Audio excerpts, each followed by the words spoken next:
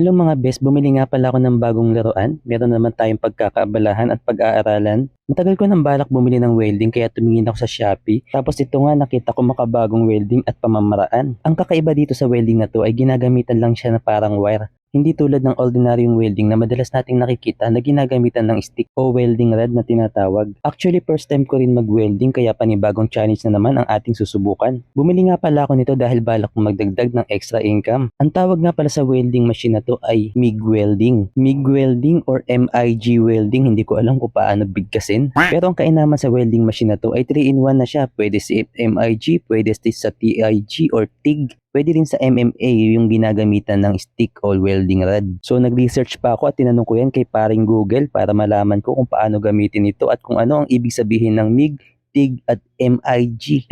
MMA pala. Ito nga pala, binuksan na natin ang welding machine. Ito yung ampere niya at ang volts. So tara, subukan na natin gamitin.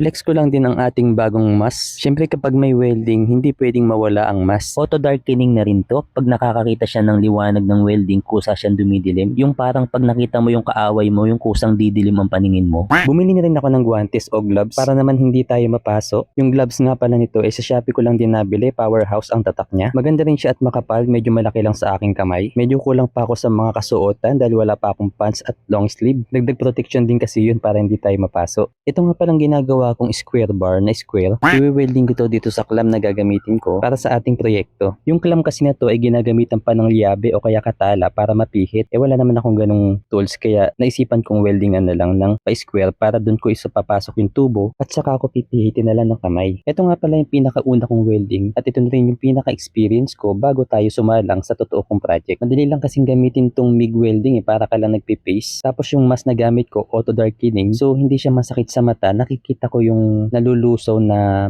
metal, hindi ako nahihirapang maglagay. Ito na mga best, natapos ko na siyang i-welding, so not bad nga ba? So okay naman so far, so okay naman siya. Ayan, para sa first time na katulad ko, ididikit na natin siya ngayon dito sa clamp. Nag-grinder ko na rin yung mga sobrang tilansik ng welding para naman medyo kuminis siya. So ginamitan natin siya ng welding holder na inko. So magnetic na rin to kaya madali ko siyang maiporma bago ko i-welding. So ito na nga guys, inilalagay na natin siya sa may clamp. Inispatan ko muna siya, then saka ko inalis yung holder. Ngayon naman ipo-full weld na natin siya. So hindi pwedeng ispat-ispat lang dito dahil pihitan to, madaling masisira kapag hindi siya naka-full weld. Ang ganda talaga gamitin ng welding na to. Komportable sa beginner na katulad ko. So ito na nga mga best, natapos na natin. At ginamit ko na nga siya kaagad dahil excited ako sa una kong nagawa.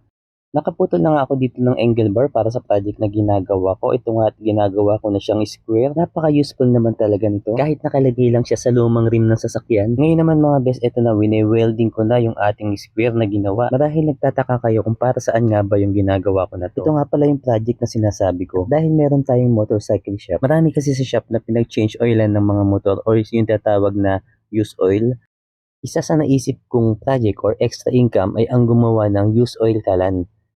So ito pa lang ang simulan ng project ko at ipapakita ko na lang yung kabuuan ng gagawin kong use oil kalan. Sa mga nakaabot sa dulo ng video na to, maraming salamat sa panonood. At para lagi kang updated, please like and follow. Ako nga pala si Best Bro. Maraming salamat.